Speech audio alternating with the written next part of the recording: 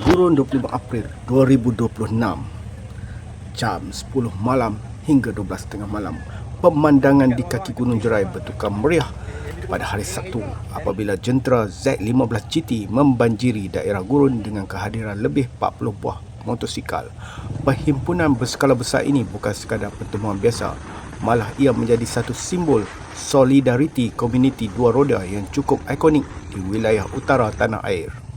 Apa yang menarik perhatian, himpunan ini berjaya menyatu padukan para pemilik Z15 GT dari 4 buah negeri iaitu Perak, Pulau Pinang, Kedah dan juga Perlis. Meskipun datang dari latar belakang dan negeri yang berbeza, minat yang mendalam terhadap jentera yang sama telah merapatkan jurang ukhuwah antara mereka. Dari Perlis, dari Kedah ni dan Pulau Pinang. So ni kat Gurun, ni kat kawasan Gua Cepedak ni. Kami nak bergambar ramai-ramai kat sini. Grup foto.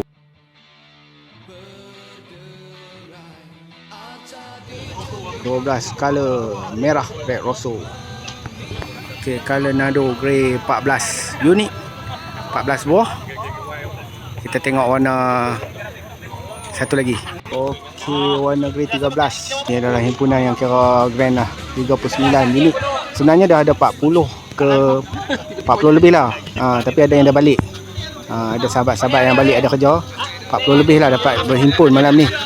Yang tak balik lagi ni 39 buah motosikal Moderna Z15 GT berada di negeri Kedah Darul Aman. Tempat lahirnya Moderna Z15 GT ni. Kita berada di tapak kumpulnya pemilik Z15 GT geng-geng utara.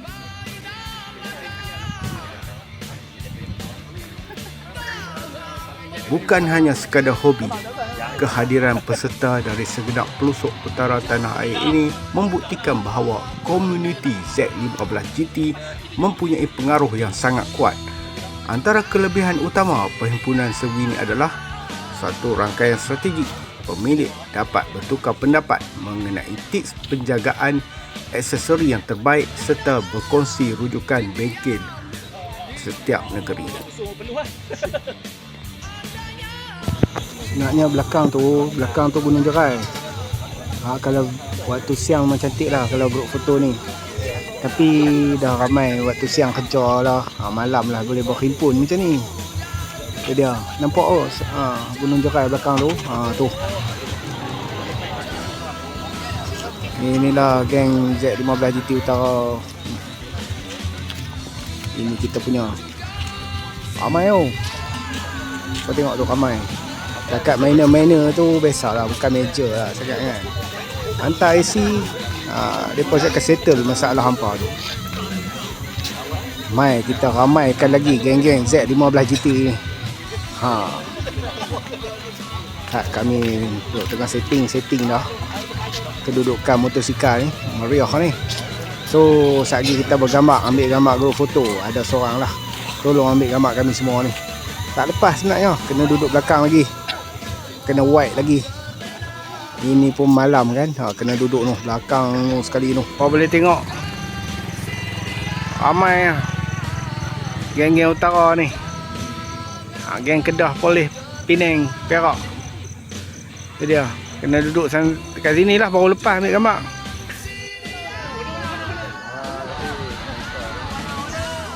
Dua biji kan? Ada.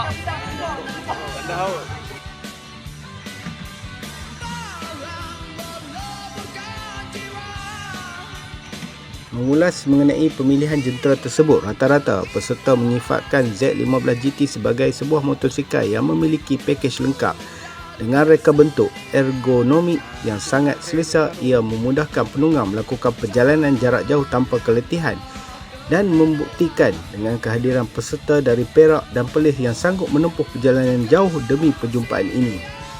Selain itu, prestasi enjin yang mantap dan kecekapan bahan api menjadikan Z15 GT jentera paling ideal bagi mereka yang gemar aktiviti touring.